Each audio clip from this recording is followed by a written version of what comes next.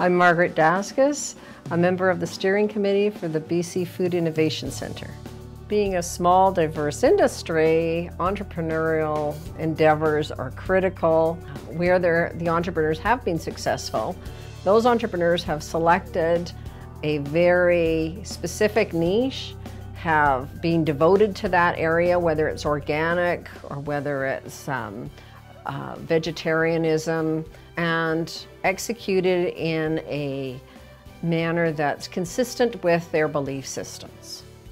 Garden Protein International is a food manufacturer based in Richmond, and we manufacture a line of vegetable-based entrees and packaged goods that we sell across North America. Most entrepreneurs build business on what's missing in their life. And for me, I loved the taste of hot dog, but I didn't want to eat the traditional hot dog that was in the marketplace. And so I was not looking at doing a vegetarian hot dog originally, but then I realized cholesterol comes from meat, and I said, if I want to take away the cholesterol, I have to take the meat. I read again that soy was a miracle food, so I started putting two and two together, and I said, why don't I come up with a veggie dog? Originally, people said there's no market for that, but very quickly, we saw, I think the first year I did $250,000 in sales. So realized that there was a market for those kind of products. After the first year, I had 7 employees of my first business, East Veggie Cuisine, and we became the #1 fresh meat alternative in North America. So very early in 1992, I said I would like to develop a product that is more center of the plate. So I started exploring, and I put a team together to create the next generation of plant-based protein. And that's how we came up with the Gardein know-how and process. The reason that I sold Eve's Veggie Cuisine was we realized multinational were entering in the marketplace, and the category was being commoditized. And I let the first generation of product to the multinational, and I moved ahead by creating Garden Protein International, and I moved to the next generation of product. Gardein is the brand. It's made of 2 words called garden and protein, the 2 words put together.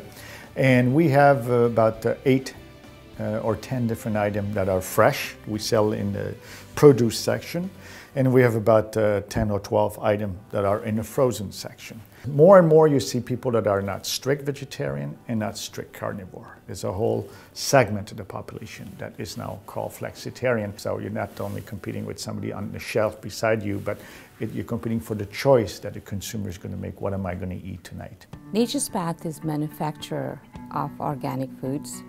We are in many different categories, and mainly organic breakfast cereal, organic waffles, organic toaster pastries, and organic cereal bars.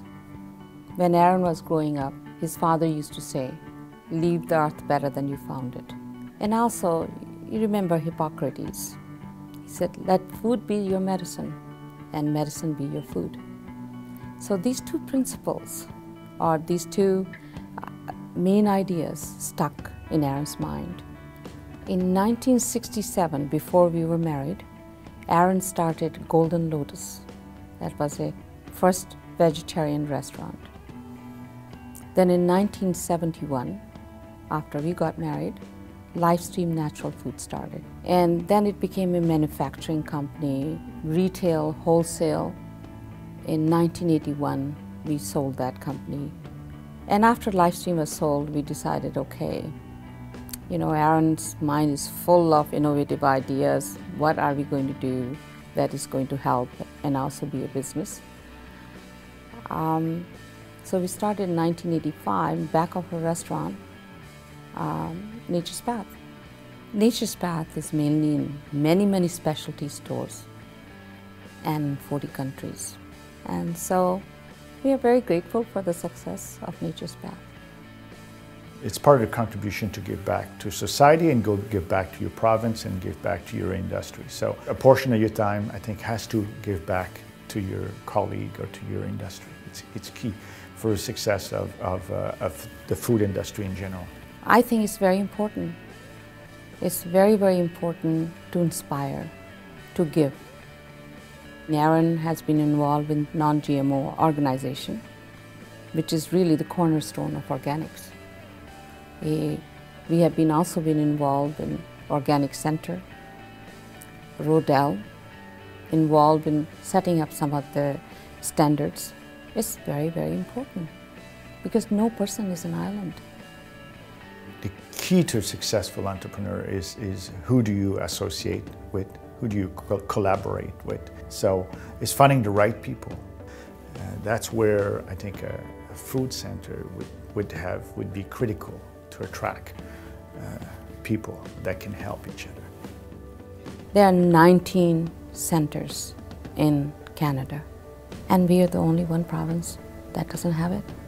We need to, in British Columbia, have value-added industries, and for that, we need to have research center where young, budding entrepreneurs, people with ideas growing in their heads, can go, seek the advice, experiment.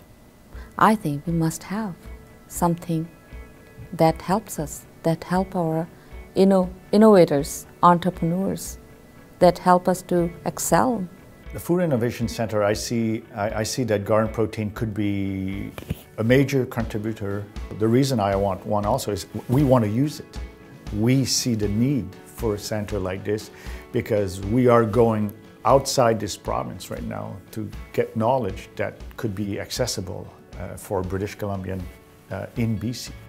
I think the Food Industry Center is critical to bring the business leader of this province together, to share ideas, share their experience, to make BC a leader and more competitive around the world, and bring innovation at the forefront of this industry in the province.